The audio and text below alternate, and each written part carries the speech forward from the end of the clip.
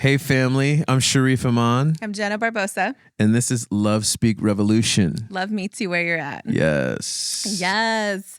We are here. Guys, our mission is to revolutionize the idea that you have to have it all together to experience Jesus' love, no matter if you are a believer or not. So we are very excited to be here today, Sharif. Yes, we are. What are we discussing? My favorite topic, Wow. trauma. And the bomb drop. Man. Wah, wah. Wow, everybody like Da-da-da-da-da-da. closes and stop. No, stick with us, friends. Yes, stick with us. It's so good. So good. Yeah. We're really, this is something that we're gonna do a kind of a 3-part series around. Yeah. We just felt like this was something that we wanted to really just do a deep dive in because so many people are struggling with trauma. Yeah. It is it's a hot word. It's one of those, hot topic words on social. It's all over, and I love it because there's a lot of really good information. Mm-hmm. Just like anything, there's also some really dicey information. So my biggest encouragement is to do your research, get into counseling, get some wise counsel from people who've walked through this, personally and have gotten the healing, or work with people to give them healing, because this is something that you don't want to just read a snippet of something and be like, oh, I got it, Yeah. So really, this is a journey. Trauma is something that takes a long time to build within our, workings, and then takes a minute to unravel from. So Right.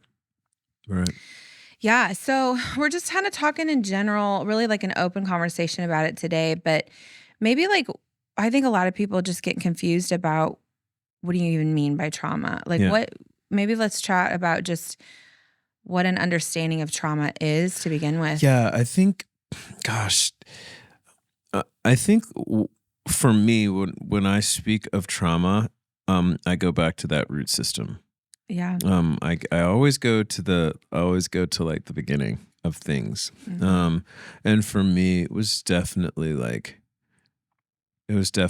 childhood, and to truly understand like the meaning of trauma, right? To you go through just a very traumatic experience that stays with you, that just doesn't go away. And I think that's what happens. Like, if you grow up in a home where there's no healthy platform for process, walking through healing therapy of these traumatic experiences, they just pile on and pile on and pile on. And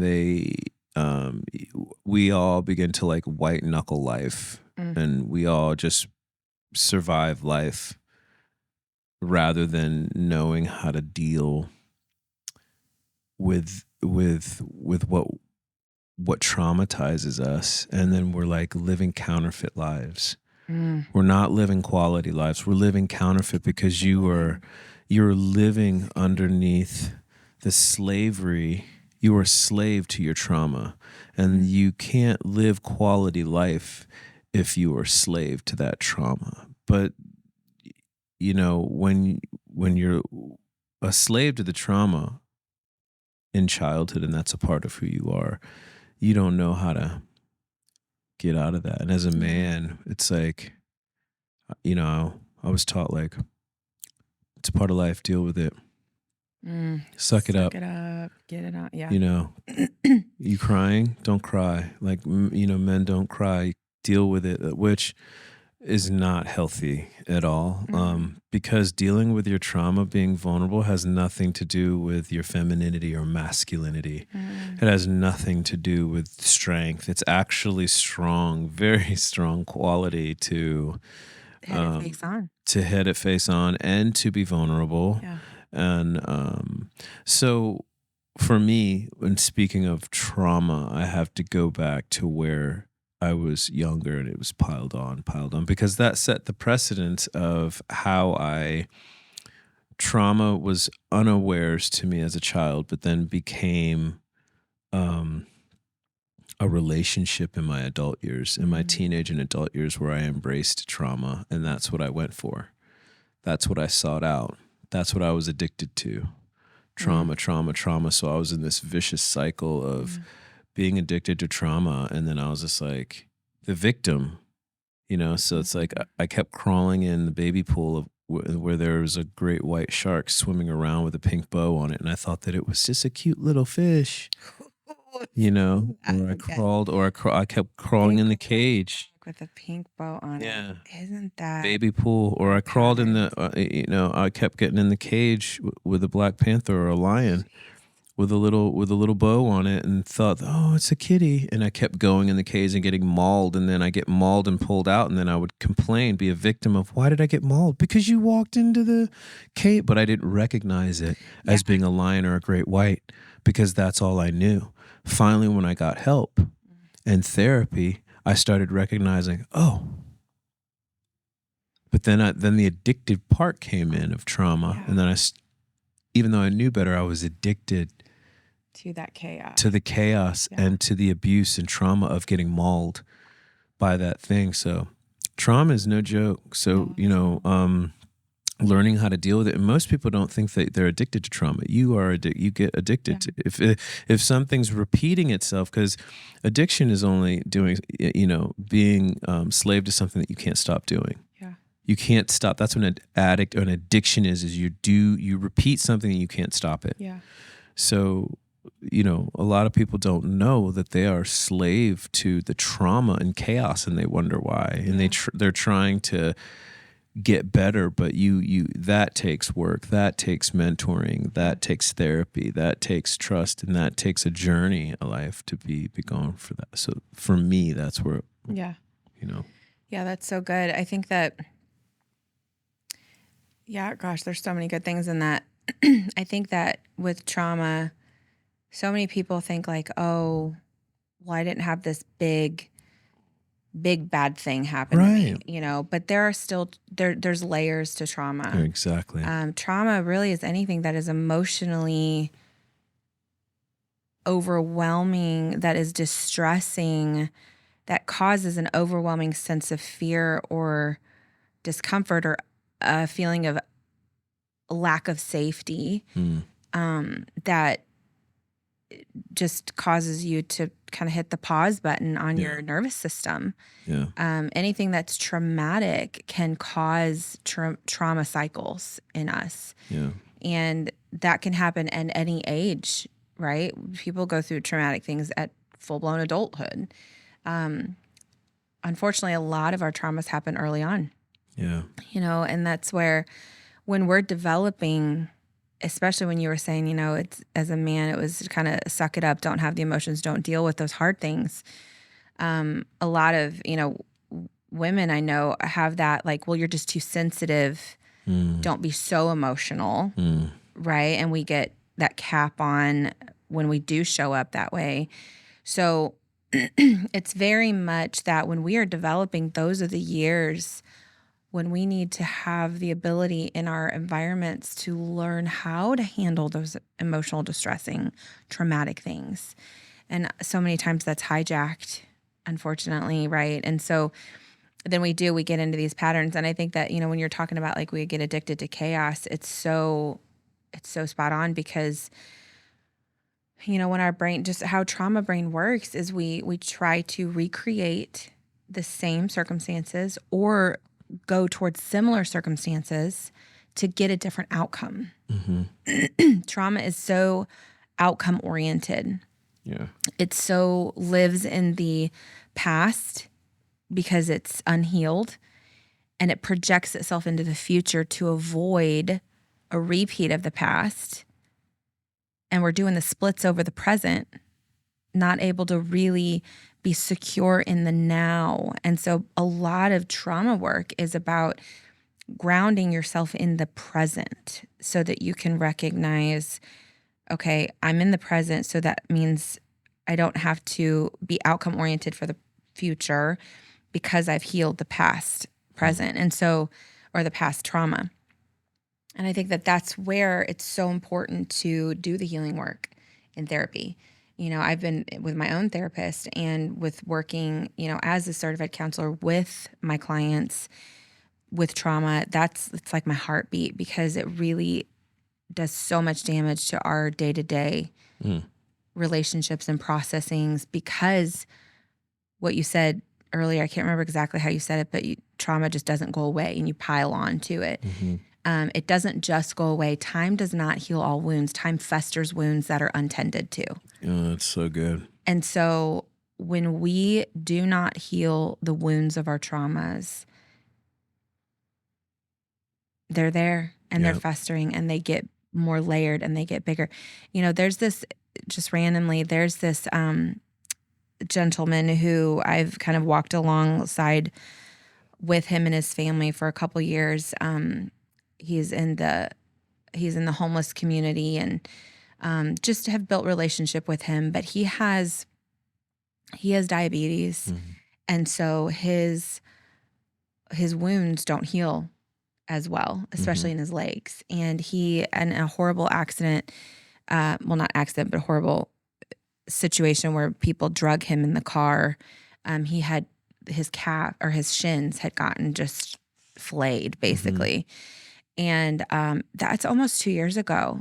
And he is still like, he sent me a picture the other day, which unfortunately turned my stomach. But I was like, this is like a festering wound that will not heal. Mm. And so he keeps trying to pack it. He what his request was is, can you help me get some bandages and some, things for my legs? And I just had to come real with him. And I was like, hey, listen, this isn't about the leg. It's about the diabetes. You've got to go get some clinical care for the diabetes so that, and also for your legs so that they can actually heal. Because if you lose your legs, you're going to be in a worse predicament than you already are struggling. Yeah. And so that's where so many of us, I just had that revelation. That's powerful. That's powerful. Like, there's so much of the deeper stuff, not just the wound of the trauma, but so many of the things that are associated with it. Yeah. That we've got to tend to. Yeah. That is so amazing. And to kind of piggyback on that,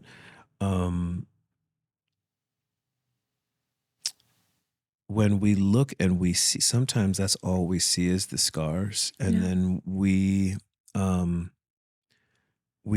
of just cut people off. Or we try to help the scarring or the wound, or we just judge based on the wound and we have no recollection of the deeper root system of what's going on with that trauma. To know that, like, right, the packing doesn't help if you're not dealing, because it might serve a purpose for a couple hours, maybe a day, but then the reality of is that wound isn't going to heal. Yeah. And so that's what I feel like we've been in that cipher in society, that we've seen, even like the church. Yeah. We're not fixing, we're just bandaging. We're bandaging the wound instead of really wanting to go deep and get to the root of the issues. And that's been a major problem. That's why that visual is so heavy and so truthful. And even personally, we just keep trying to bandage this. There's a lot of fear with taking things head on. There's a lot of fear with dealing with your mess. But I remember God was speaking to me, and I was just tired and exhausted. It was the time, that real dark, dangerous time that we were talking about the other day, and I was just like, it's just too hard, God. I'm in so much pain. And God said, well, the choice is not whether to choose pain or not pain, because you can't do that. He's like, what pain do you want? Because there's going to be pain. Do you want the pain of growth, or do you want the pain of just continuing to cipher in your vat of just decay? So you're going to have to choose your pain. Sharif, you're going to be in pain. But do you want to grow in your pain? Do you want or what do you want? And it blew me away because it was the first time that's, anyone had told me that way of rather than having if you're in pain, you're doing it wrong. There's a life that you can have that's so amazing. And if you don't have this life, you're doing something wrong. That's not the fact at all. You're good. We're going to be in pain. When you're in pain, are you growing in your pain? Is there knowledge and wisdom? Even in failure, how do you view failure, right? It's like failure is good. I just heard, I just was built that into my being like 5-6 years ago that failure is good. It's not bad. And here, prior to that, I was thinking that failure, I'm just a failure. I'm a failure because it's a part of life. Yeah. To grow and get wisdom, to get more knowledge and to get better at a thing. So the trauma in dealing with that trauma, going towards the root system, not being afraid, like, I want to face this. This is going to be painful, but there's going to be healing. Yeah. I'm not going to have to keep bandaging. There may be a scar there, but it's going to be healed. Yeah. And it might even be stronger than it was when it got wounded, right? So a lot of people are afraid to go after their trauma because they don't, how traumatic it was in the beginning and how painful and scary it was to go back to that. They think that they're going to go back to that moment.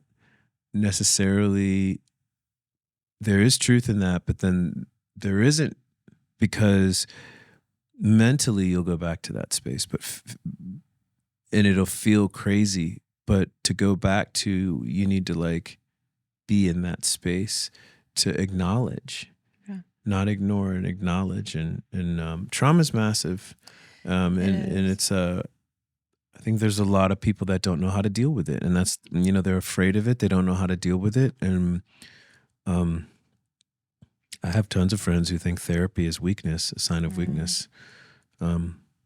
People don't trust it. It's just, it's crazy. Yeah. It's a killer. It really is. Yeah. Yeah. And I think that, what I hear you saying is a kind of an acute pain versus a chronic pain. Right. And I think that whenever we take our trauma head on, it's more of that acute pain that really puts us in a place of having to feel the intensity of it in the moments. But when you do that in the hands of somebody who is trained, that can do that well, you are able to do it in a way that it actually provides relief. Like I think of like a shoulder out of socket, right? Like there's a dullness to that pain once it's pushed out because it's out of place. So the pain is there chronically. And the fear is like, to push it back in is going to hurt even worse than what it hurts right now. But we have to remember that the pain of it being out of place is worse than it being in place. And more damaging.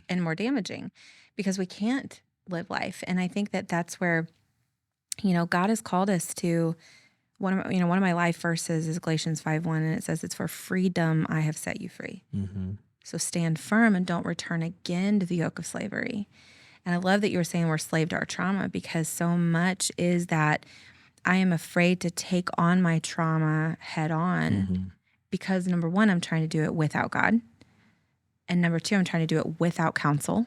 Yeah. Right? From trained people.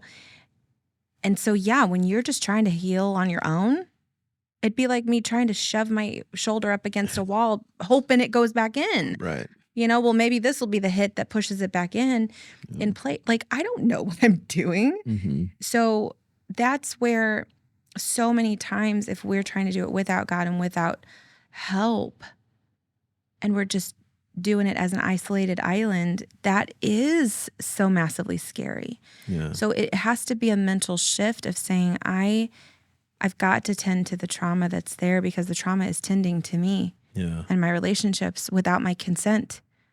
I don't like how I respond in my relationships. I don't like how I fly off the handle. I don't like how I shut down. I don't like how I, run back to chaos and toxic relationships. I don't like this cycle that I'm in. But all the while, I'm not taking the trauma head on. Yeah. in a way that's going to help stop those things. Right. So God's called us to freedom. So there is freedom, but that doesn't mean that we're going to be free from painful circumstances in life. Right. Yeah. Right. But it means that in the midst of painful things in life, we don't have to be slave to them. Right. We can walk in freedom in them, around them, from them, through them. Not perfectly, because we're human and we have all the emotions, right? But it's going to be one of those dynamics where we've got to learn to take that on head on. Yeah. And I feel, we see like just so many people operating out of trauma, and like you were saying, like flying off, doing the best that you can with it, surviving, right, and coming out of broken homes. Yeah. Where there's no kind of like, just so many things happen in the home, but there's no healthy resources to help you process through it. Like, I always used to say that, like, growing up in my household, there was so much toxicity and trauma, but there wasn't like a book that was like, okay, Sharif, you're going out on your own. Here's a book to help you process and walk through what you can all the right. There wasn't like this book, and I didn't know to go, find authors for books, and I didn't know that there was resources for me because I didn't have the money, right? So I didn't know that there was like government programs. There wasn't, at the time, there wasn't a lot of research on the addiction that I was battling with, but it's just crazy to see that, like, it's not talked about. People really don't, people aren't sitting down talking about, hey, what's your trauma? Like, what's going on in your life? Like, no, people don't talk about that. Like, well, now it's more prevalent though online because when we were younger, we didn't have internet. Yeah, that's what I was meaning. Like at the time, the like people, resources. The resources, and people weren't talking about it. Yeah. But you're right, exactly. Like now, it is more prevalent and people talking about trauma. But it can actually almost be to a detriment because people can just be like, oh, I can just look at social media and learn about it, but not actually do the work. Yeah. Like that's also kind of the pendulum swung where it's like we didn't have the resources as much. Now we have an overflow resource. Yeah. But it still requires, like you and I both have really talked about, is we have to put that work in personally to handle our trauma. Yeah. And it's, there's, I don't know, hiding behind like religion isn't a fix either. Like, and there's so many Christians and churches and people that do that. They just hide behind Jesus and think that, all their trauma and stuff is gone and bury it. You can't do that either. Yeah. Being a man of God, and on my journey with the Trinity and community and people, it's a very challenging and hard road. And, it's the thorn in the side, and I've had the conversation weeping like, God, why isn't this removed from me? So there's a lot of people dealing with trauma, and it just takes time and it's not easy and it's messy, but you need to be in a community.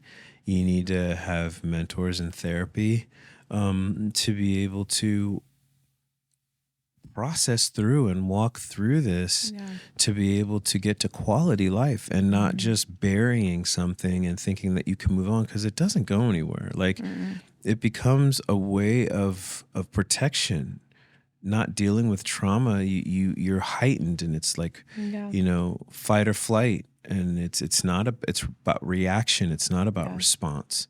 It's not about knowing how to be around people and integrate in relationships and in community. If you're heavily traumatized, you don't really know how to be in community. Right? You don't really know how to be in leadership. You don't really know how to deal with a lot of things in life if you're heavily riddled with trauma. Yeah. And it's not your fault, right?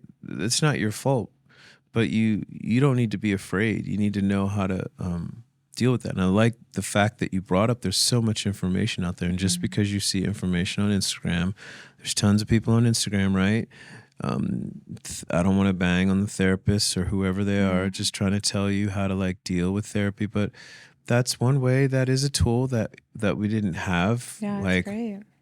it's a very good tool, but that can't be your only thing. Right. Scrolling the internet and looking at different, sentence, paragraph sayings or one exercise a day to help you. No, Mhm. like you need to, Can't remodel a house with just a hammer.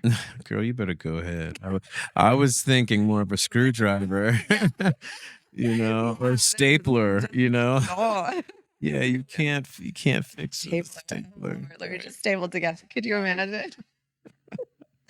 Oh, yeah. No, that's so good. And I love that you brought up to the fight or flight stuff because there is, it's like with our trauma brain, right? We've got kind of like the way I like to kind of like teach it is and from how I've understood it, that's really helped me. And there's so many ways out there to understand trauma brain. So I'm not like the leading expert on this, but um, we have our trauma brain that is built for survival, right? It's our fight or flight. There's the four main responses: fight, flight, freeze, and fawn. Mm-hmm. And we go into a survival response, right?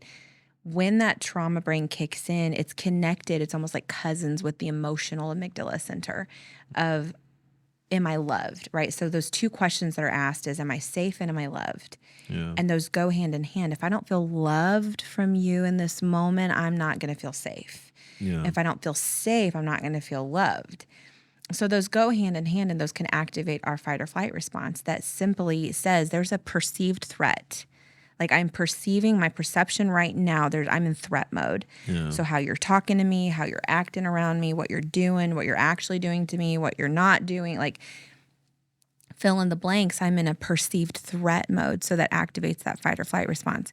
Yeah. And the key to this to understand is it's survival instinct. So it shuts down all of the other centers and says, no, we don't need to think clearly right now. A bear's coming at us. Yeah. Let's instinctually fight, flight, play dead, right? And the Mhm. fawn is really in more of like the people interaction. Let me people please. Let me become codependent in this moment of, taking care of all of their needs with the totally expense of my own. Yeah. So all of those responses will kick in. And so when we literally see somebody in hyper reaction mode or hyper shutdown mode, we really see that they're outside of their window of tolerance. They're not able to tolerate what's happening in a secure place, right? Yeah. Their thinking brain has gone offline. What choices do I have to make is the question of our thinking brain. And so with trauma, it doesn't have a timestamp to it. Yeah. Literally, it gets stuck. And it just kind of cycles, almost like a vinyl record that just skips and it just kind of keeps looping. And so until that trauma memory is healed and moved out of our limbic system, which is our feelings and emotions and emotion and safety and all of that trauma brain world, Mm-hmm. until that's healed and moved and stored away as truly just a long-term memory or short-term memory, Mm-hmm. we are operating so heavily in that trauma brain at the forefront. And so that's why when somebody can be triggered, it is if that is happening then. And so Yeah. that's why, just for understanding, we can be so reactive emotionally, Yeah. either super shut down or super upfront Mm-hmm. to something that perceived is like, that is why this is not a big deal. Why is this a big deal? Right. And that confusion causes us to even become even more heightened because then people react to that and we react to that. And so that's why it's so massive to just get understanding around trauma, because we get to understand like, oh, that's why I'm acting that way. Yeah. And even when we are having associations, there's a client of mine that when we first met, we weren't even client counselor yet, and she was telling me a little bit about her stuff of what she would want to get into counseling for. And her whole body just somatically, she was shivering, like chattering, she was fidgeting, she was like curling inward on herself. So I had to just be like, hey, that like I need you to pause for your sake. Your body is going into fight or flight mode right now. Yeah. This is actually not good for you to just dump the things. Right. So my point in that is we don't even realize our body is like going, oh no, everybody into positions. We're in a perceived threat, because even bringing that memory up can put us back into that, because that memory is still on that forefront, unhealed place. So it is super confusing whenever we are operating in trauma, because half the time we don't even know that we are. Yeah. And I for me, when I slip into my trauma, depending, it's that little boy. Yeah. That that is taking the controls. And I had to learn to speak to that little boy like, hey, this is not that situation. This is not what's happening right now. So it's okay.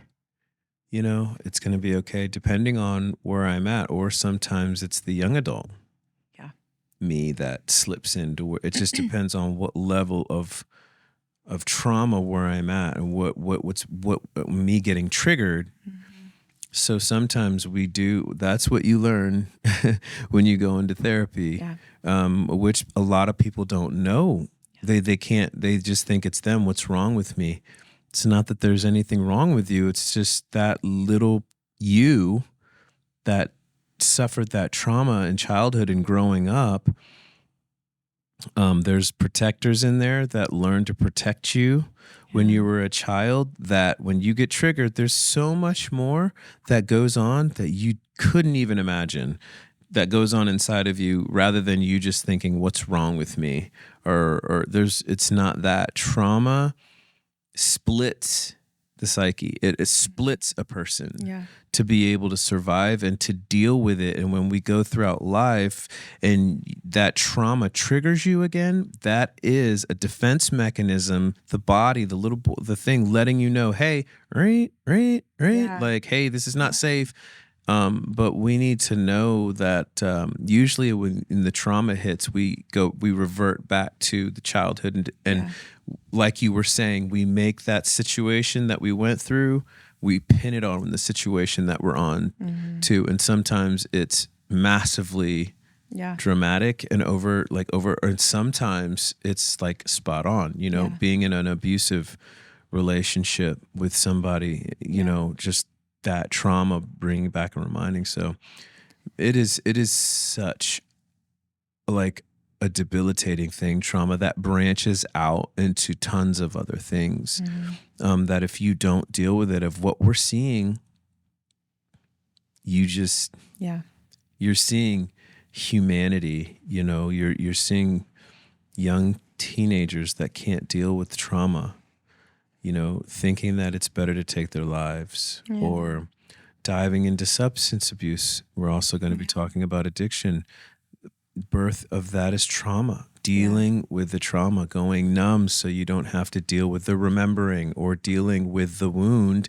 The wound hurts, the wound is there, but if you numb out, then you don't even realize it's there. So it is, when we talk about things, we talk about a system of, we want to get to the root system. Jen and I have always talked in all of our talks, we don't just thrive on the surface of the issue or the fruit. We've always gone to the root system, and you're going to continue to hear us talk about the root system. Most people don't do that. But when you go to the root system, it can be scary. It's very hard, but there's life growth and quality of life, love, God, Yeah. like all of these wonderful things at the root system. And that's why both of us are here speaking and talking and have had the lives that we continually have because we did the root system stuff. And so we were just like, hey, let's share the root system stuff with people. We want to talk about these issues, and they're going to be on different levels of communication and all the different things that we talk about. But trauma, gosh. Yeah. That is. Yeah. And that's really, the thing behind the thing is always, the root system, what we're talking about. And it's always something behind it, especially in trauma, because trauma is so associative. It's what we associate. Like, not that the thing that we go through is any less important, but what we associate with the thing that we go through is that's the trauma mindset. That's what keeps us stuck. Because two people can go through the same exact thing and one walk out completely unscathed and one be like a complete wreck with it. Yeah. And I love that you brought in the inner child stuff, because really, and just for kind of resource too of like, really what you're talking about is the internal family system modality of trauma healing. Yep. And so when you're really looking into an inner parenting, inner child work, internal family, there's a family system internally that develops through trauma. And so our autonomic nervous system splits emotionally, and we do create these protector parts, right? But the truth, like our inner self kind of gets exiled. Yep. And so that little girl, that little boy, and every time I talk to people and we're in the depths of it, and I bring up that inner woman, that inner girl, or that inner man, they break down. Yeah. Because it's like, oh my gosh, like somebody like is inviting the part that's been so exiled and starved. You see her, you see him. Yeah. And that's an invitation of safety and love that has been so exiled. And so we have, these protector parts that, the firefight, they kind of internal, they're different kinds of, in different ways that they say them, but kind of two that I really pull out in the work that I do is the firefighter and the manager, right? The internal critic and the firefighters. And the firefighter really is that one that we numb out. We go to, think of it like a firefighter comes in, puts out the fire, and then they put the fire out, they put the problem out, but they do a lot of damage in the process. Right. And so that's where, and hold on. I want to come up that thought, but like, then the internal critic is the one that's just shaming and like, you shouldn't have done that. If you would have done this, here's the rules to follow. Here's how to be a good little boy or, good little girl. So we get into these parts, and that's where a lot of times we feel like we have an internal daycare that we're trying to manage in our mind. Right. But on that firefighter part, I think was so interesting, and we'll definitely pick up on this more with the addiction part of it. But we were just talking to someone today who had a house fire. Yeah. And interesting fun fact that I did not know, neither of us knew, is that when the firefighters come in, your house no longer belongs to you until the fire's put out. That's right. I didn't know that. Right? That was Me crazy. either. Yeah. So legally, that's not your house until the fire is put out and they sign over the deed back to you. Yeah. So interesting. And so and that might be different state to state, but at least here, that was the thing. Yeah. But putting that to the firefighter dynamic of our protective part, when that protector comes out and we want to just numb out with the substance, we want to just go get, in bed with somebody. We want to go gorge out on the food. We want to go gorge out on the substance, shut down and scroll out, numb out, any of those things that we're trying to put the fire of a feeling of pain. Yeah. In those moments, our body, our mind is kind of like no longer ours. Yeah. Because the protector part just shows up and is like, we're going to do this. And that's, we kind of feel hijacked for a minute, right? And so then when we kind of come back from that, we're like, oh man. And then the internal critic comes in. It's like, well, if you wouldn't have done that. So that's that cycle, why it's so massive to tend to saying, okay, I hear you, protector parts, but there's a little one inside of me that I've got to get to. Yeah. And that's where you and Holy Spirit, true self, come in. And you say, okay, we're going to start meeting the needs of the little me. Yeah. And stop ignoring that part and Yeah. just going with what feels good to protect or run or shut down or Right. numb out. Right. That's so good. That's so good. I one thing about another reason why like I wanted to have what we do is because a lot of times you'll scroll and if you're on Instagram or you know TikTok or Facebook or whatever there is, or even going to like a conference or you go to church or you do whatever, like we only get the surface, like right, we only get like we get the good news, we get some kind of news.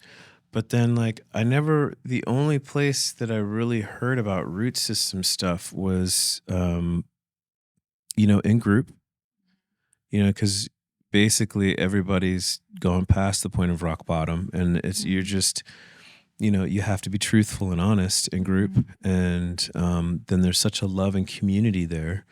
And it's never surface in group. You're constantly going root system because you have to be real and honest and finding tools, know how to use new tools towards life when you're dealing with addiction, or through my therapy, root system. And so it was always challenging for me to kind of be in society, like to be in a society that was fake, to be in society that like didn't go after the root system but gorged on the fruit and stayed, like high mid-level surface.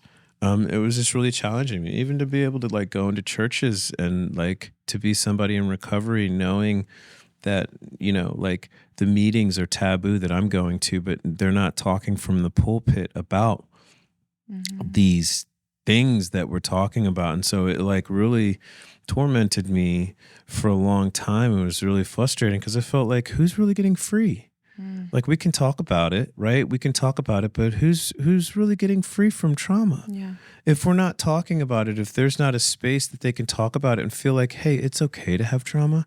Trauma is like a part of life, and you're not some weirdo, feeling like you have to hide anything. Because I was never treated like a weirdo after I got into these programs, right? They were like, hey, and then I started learning that, oh, the whole world is this way. People are this way. They're just in denial. So that's why I love the fact that we are coming together and we're having these conversations, because I want you to understand that what you feel is okay. It's real, but it's not something that you have to be slave to.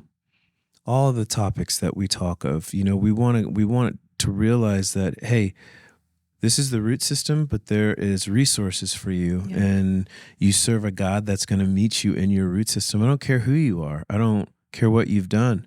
I don't care what you're doing. Love meets us where we're at, because I walk that and live that every day. And I still have layers of trauma. Same here. I still have layers of everything. I'm going to continue to have that, but I chose the pain of growth, and I've grown. That's good. That's why I'm here. I'm not, that's why we're here, right? And walking through that trauma it's a combination of so many things, because you're talking about like the trauma, then the shame, then the blame, and then the accusation, and then addiction, and the relationships and the conflicts. And then when you hit, you've heard the phrase hurt people.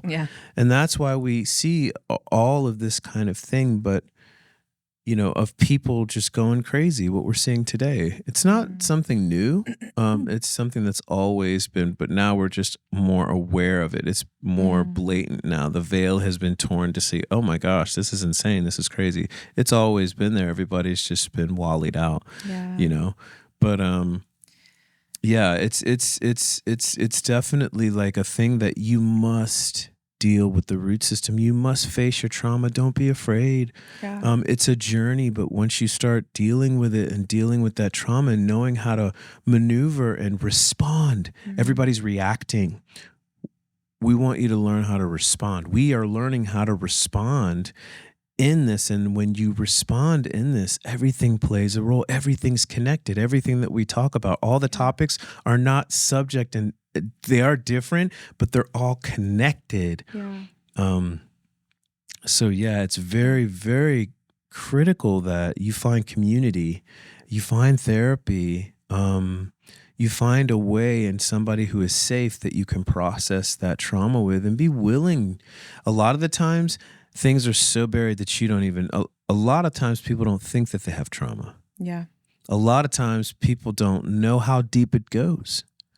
But a lot of the times you're seeing somebody for 6 months and you're digging up stuff that you didn't even know was there. But the growth and quality of life that you get from that versus just settling for life with all this baggage and all this stuff and just being an unhealthy human being it's not conducive for you. It's not conducive for anybody else. Especially if you have kids, especially if you're a leader, mentor, especially if you're just being who you are. Absolutely. That trauma is no joke. Yeah. And I think that there's, there's capital T traumas and lowercase t You're traumas. right. Mm-hmm. Where there's, and I think a lot of people, I kind of said that earlier, but like, people think, well, because I didn't have that big thing happen to me, then I'm exempt from trauma. Like there's little t traumas where there are traumatic experiences that you've gone through, just, complex. There's like different kinds of trauma. And so, a lot of complex trauma is just the same thing over and over again, mixed in with big things. So like complex trauma is like you've got some big T and some little T traumas combined.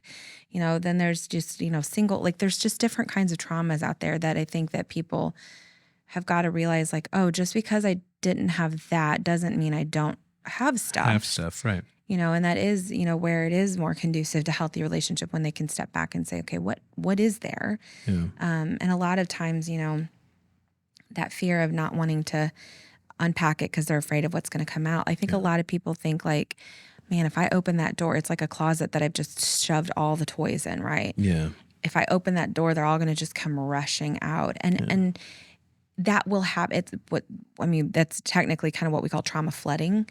And so when you just dive in and do the oversharing and just trying to get your trauma healed with somebody who doesn't know how to handle that, then you will overflood that, you will trauma flood that. And so that's why it's so important to seek healthy counseling and get in, biblical counseling, Christian counseling, trauma-informed counseling, emotionally informed counseling, attachment therapy, internal family systems, somatic experience, those type of things.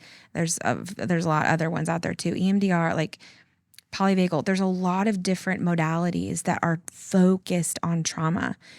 That it's a plethora of resources for you of people who are trained to know how to crack the closet open and pull something out with you, or say like, what do you see?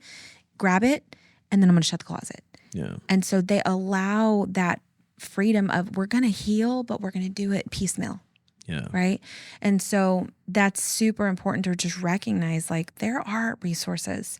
So don't be so fearful that you become prideful. Right. And recognize that you're the only one who's going to be able to handle your stuff. Well, how's that working for you? Right. In the words of, Dr. Phil. Yeah. But, it is. And, one thing I want to say too about just kind of an approach is attachment theory is so massive. Because when we are in relationships, we're trying to do relationships. And that's what we're talking about, leadership and relationship and conflict and communication. We're talking about all these things. So we're trying to attach to people in our life, but we do that from the blueprint of how we learn to attach early on. Yeah.